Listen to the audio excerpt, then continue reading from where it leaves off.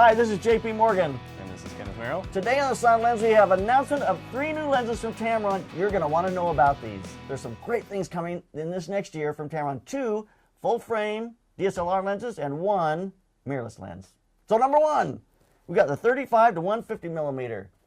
This is a really interesting lens. Yeah, I feel like Tamron's always doing these kind of weird things with their focal lengths so that they can get more bang for your buck, basically. You know, smaller, lighter lens, cheaper to build, faster. So this is a 2.8 at the wide end, at the 35 millimeter end, and it goes to an f4 at the tight end, which is still pretty great. An f4. Still a very fast lens. Yeah, I mean, you look at like a 24 to 105 is an f4 all the way through, so I'm not complaining.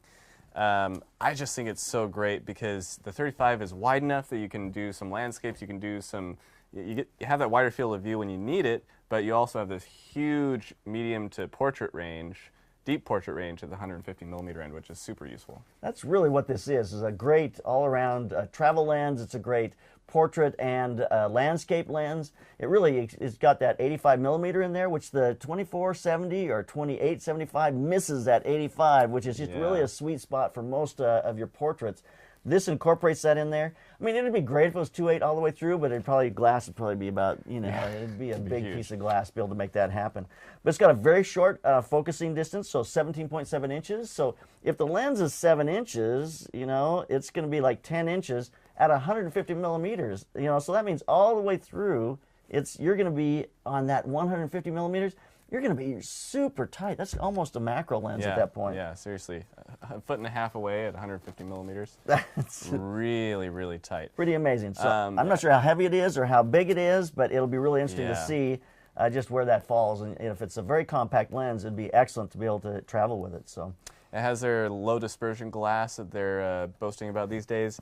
Helps quash some of the chromatic aberration you get on. I find this sometimes with budget lenses, you know, third-party lenses and stuff. Sometimes you don't quite get the control with the chromatic aberration or the lens aberrations, and so I'm glad that Tamron's kind of taking it seriously and trying to get in front of that. So there you have it, the 35 to 150 millimeter lens. Number 2. This is a 35 millimeter 1.4. They already had a 35 millimeter, but it was a 1.8, so it's kind of nice that they're getting to that 1.4, which is sort of a standard. I really like 35 millimeters as a general, you know, walk-around prime lens. It kind of matches. I don't know. It feels like it's not wide enough that you get the weird distortion, but it's not too tight. You get a comfortable field of view, good for tourism and traveling and general fun portraiture stuff. In a lot of ways, you'd have to look at this, and that's not the way they're going to look at it, but the way I would look at it, this is almost a G2, Generation 2. They have a 35-1.8, this is a 35-1.4. So this is just going to up the game a little bit. It's going to be a little faster lens. Great lens to put on a gimbal. Great lens to be able to use for those kinds of applications because it'll be small and compact if it's like the first generation that they do. Yeah, indeed. So they're not calling it a Generation 2. That's not what they're calling it because it's got a different aperture setting. So, but great for photojournalism, landscape photography, sports. I mean, there's just so many things you can use the 35 millimeter for, and especially at a 1.4. Yeah, so there you have it, 35 millimeter, 1.4. Next is their new mirrorless offering. Now, their first mirrorless offering, the 28-75, was a 2.8. Great lens, sharp lens. When we tested it here, we're just very, very happy with its performance and how it, especially the sharpness of it and the size of it, was an incredible lens. Yeah. I was a really big fan. And this looks like they're kind of trying to bring this into the same line. Looks like it's going to be the same size, same diameter. Yep, 67 millimeter, which is fabulous for a wide-angle lens, 17 to 28. Yeah, really great. F2.8 has the same minimum focus distance of 7.5 inches, which is really close, closer than a lot of zooms get. Yeah. Yeah. You're right on. I mean, if the lens is 7 inches, you're right on the subject matter. Now it doesn't keep that same minimum focus distance at the telephoto end. Just at the wide. Just at the wide end. So, but a great again, it's a companion lens to their 28-75, which they need. You got to get those 3 lenses together, which I would guess we'll see something in the 75 to 200 millimeter, or maybe 3. Who knows? So, you know, 75 to 250. Who knows where that'll go next, the 2.8 version. So this is a great companion lens to the mirrorless they already have out, which is exciting to see that line grow. Now this is just for the Sony E-mount cameras, Yes. not for Nikon or Canon mirrorless cameras. I am really excited that Tamron's starting to take on the Sony E-mount system, though, because nobody else is, and those Sony lenses are expensive.